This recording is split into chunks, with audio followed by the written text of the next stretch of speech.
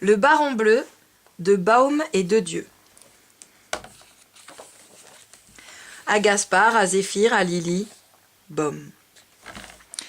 C'est une histoire de l'autre siècle, quand on faisait encore la guerre à la main, avec un char par-ci, un camion par-là, des ballons qui prenaient l'air, des sous-marins qui prenaient l'eau. Son avion, le baron l'avait construit lui-même. Il l'avait peint en bleu azur pour se confondre avec le ciel et observer tranquillement les oiseaux. Mais quand la guerre fut juste en dessous de lui, le baron ne put faire autrement que de participer à l'effort national pour repousser l'armée ennemie. Pour ce faire, il lui fallait des projectiles, du lourd, du sérieux, un bon gros dictionnaire, une encyclopédie en 12 volumes. Ce jour-là, il détourna un régiment. Il défendit un pont à lui tout seul. Mais ce n'était pas assez. La guerre continuait d'avancer.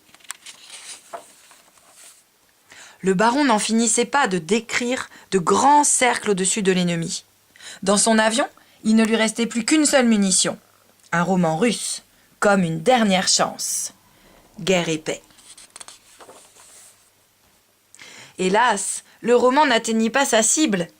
Mais quand le général plongea son nez dedans, il s'enferma dans le silence. Ses ordres furent alors suspendus. On le retrouva au petit matin, assommé de lecture.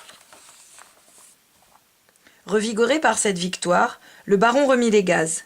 Puisque la force d'un livre était dans ses pages, le combat pouvait reprendre. Le baron n'avait pas encore lâché son dernier mot.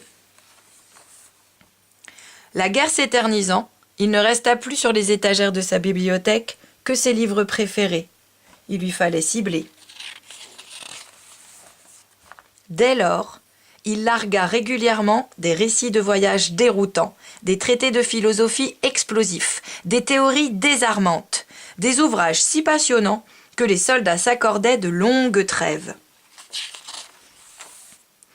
Sur le front des combats, chaque assaut était immédiatement interrompu par le baron.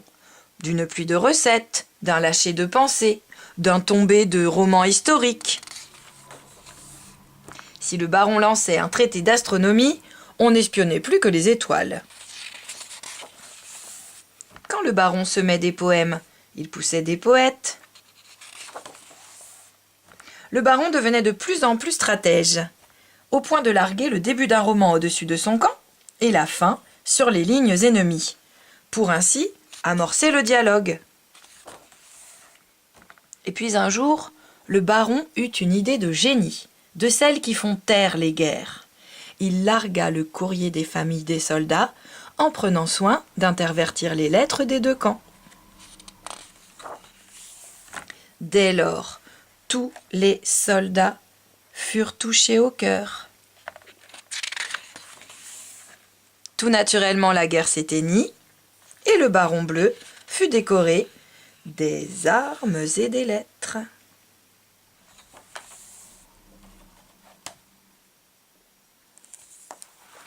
C'est une histoire de l'autre siècle, quand on faisait encore la guerre à la main.